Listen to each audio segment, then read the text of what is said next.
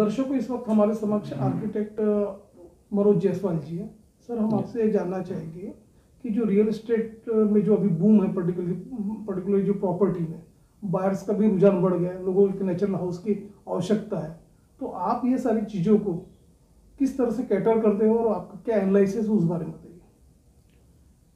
अभी ये जो बूम आया हुआ है अपना प्रॉपर्टी को लेके, मैं तो फैक्ट बोलना चाहूँगा, कोरोना वायरस के वजह से काफ़ी इसमें स्लैक आ गया था ये फील्ड में। काफ़ी लोग अफेक्टेड हुए, जिनके प्रोजेक्ट्स चालू थे वो सारे बंद हो गए। बट धीरे धीरे जब ये कोरोना वायरस अपना कोविड-19 एक मतलब आखिरी स्टेज पे आ गया है, ख़त्म होने के कगार पर है, तो प्रॉपर्टी का बूम कभी इसके पहले ख़त्म नहीं हुआ था और ना ही कभी होगा। बट अभी जो बूम आ रहा है, इसमें लोगों की नेसेसिटी और नीड प्रॉपर्टी को लेकर जो है, यानी खुद का एक सपना है घर को लेके, तो वो काफ़ी अच्छा है। लोगों में अभी एक जागरूकता आई हुई है और काफ़ी बिल्डर्स अभी डेवलपमेंट अपना कर रहे हैं। उसमें खुशी की बात यह है कि आपका यूनिफाइड DCR लॉन्च हो गया है महाराष्ट्र स्टेट गवर्नमेंट से। तो उसमें जो रेस्ट्रिक्शंस थे बिल्डर्स के, वो सारे ख़त्म हो गए हैं और एक नए सिरे से अभी DCR में प्लानिंग स्टार्ट हुआ है। तो उसमें बेनिफिट्स भी काफ़ी है और जिसमें बिल्डर्स को FSI के तौर पे ज़्यादा FSI मिल रहा है। तो उसमें डेफिनेटली जो पब्लिक है, जो घर बनाने का अपना सपना देख रही है, उनको बेनिफिट मिलने वाला है। आर्थिक फ़ायदा भी उनको मिलेगा, प्लस उनका जो एकोमोडेशन का एक सपना है वो भी पूरा होगा। और बिल्डर लोगों के लिए भी एक खुशी की बात है, जो आपका ये बोलना चाहिए रेवेन्यू ड्यूटी वगैरह लगती है, स्टैम्प ड्यूटी वगैरह, तो उसमें काफ़ी रिलैक्सेशन उनको मिला हुआ है। डेफिनेटली इसका बूम तो आने वाले समय में काफ़ी ऊपर जाएगा, क्योंकि यूनिफाइड DCR लॉन्च हो गया स्टेट गवर्नमेंट की तरफ से।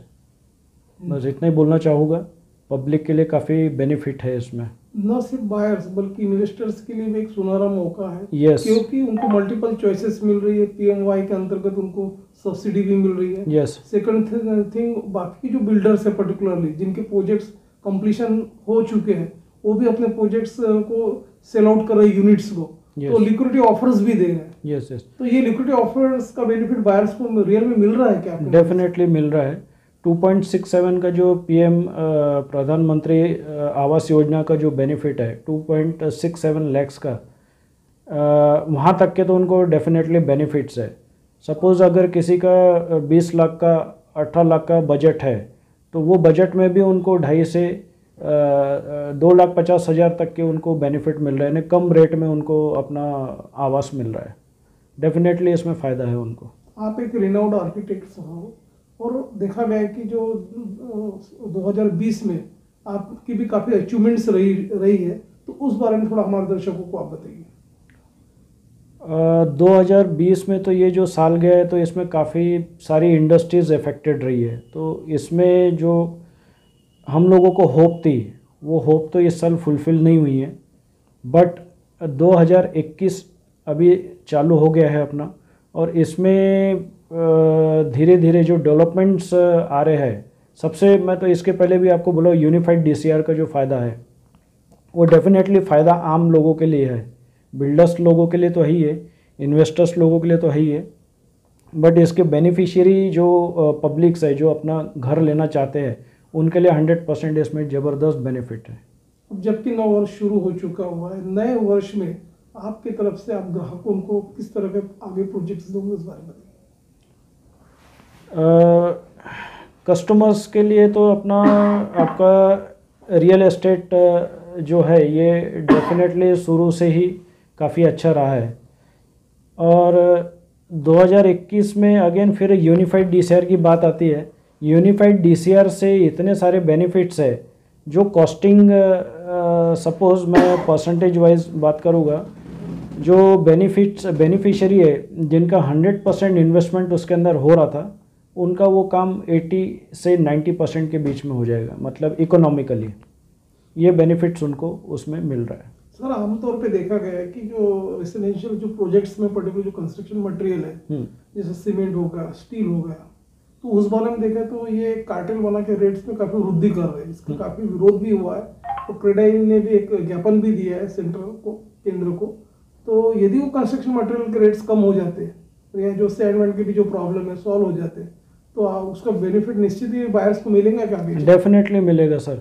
अगर मटेरियल कॉस्ट कम होता है, रॉ मटेरियल, जैसे आपने सैंड की बात किया है, तो इसमें एक पॉलिसी ऐसी है, हर साल अगस्त महीने में इसका ऑक्शन होता है सैंड का, बट गवर्नमेंट के चलते हुए कुछ कारणवश वो ऑक्शन नहीं हो पाता है। तो जो लीड रहती है, एमपी से सैंड का मटेरियल आता है अपने, एक फॉर एग्जांपल मैं नागपुर की बात लूँगा, एमपी से सैंड आता है, तो एमपी से सैंड आने के कारण उनका जो लीड है वो काफ़ी लीड बढ़ जाता है, उसके कारण उसकी कॉस्टिंग बढ़ रही है।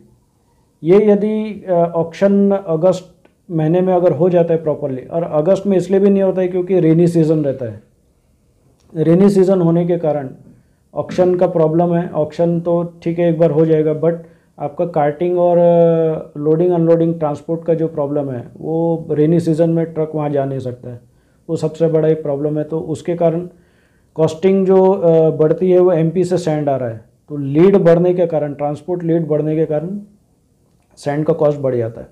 रही बात स्टील का, स्टील का कॉस्टिंग इसलिए अभी बढ़ा हुआ है क्योंकि इसका रॉ मटेरियल अवेलेबल नहीं है, उसके कारण उसके कॉस्टिंग स्टील का काफ़ी बढ़ गया है। डेफिनेटली ये एक पीरियड रहता है दिवाली के बाद, यानी नवंबर, अक्टूबर नवंबर के बाद से एक इसका रेट बढ़ने की प्रक्रिया चालू होती है, जो कि निरंतर बढ़ते रहती है, लेकिन जनवरी फरवरी के आते तक के इसके रेट डाउन होते हैं। अभी देखा गया कि अनलॉक में कोरोना का प्रकोप कम हो गया, सारी की सारी चीज़ें व्यवस्थित हो गई है, अर्थव्यवस्था भी पटरी पे आ गई है। ऐसे में आपकी तरफ से आप जो प्रोजेक्ट्स अभी जो पर्टिकुलर कर रहे हैं, तो आपके जो शुभचिंतक है, हितचिंतक है, कस्टमर्स हैं, उनको एक क्या मैसेज दोगे नववर्ष में? नववर्ष में मैं उनको एक मैसेज दूंगा, सब्र का फल मीठा होता है। आपने जो भी परेशानी उठाया होगा 2020 में, बट आने वाले समय में वो परेशानी सारी निकल जाएगी और निश्चित ही उनको उसका बेनिफिट मिलेगा। थैंक्स। तो मेरे जो वेल विशर्स हैं, मेरे नियर डियर्स है, फ्रेंड्स एंड रिलेटिव्स है, इस नव वर्ष की हार्दिक शुभकामनाएं, नए साल के हार्दिक शुभकामनाएं। और आने वाले नए साल में मैं सभी के लिए एक प्रार्थना करूँगा कि सभी का मतलब अच्छा गेन हो, अच्छे बेनिफिट्स मिले और सबकी हेल्थ वेल्थ समृद्धि रहे। धन्यवाद।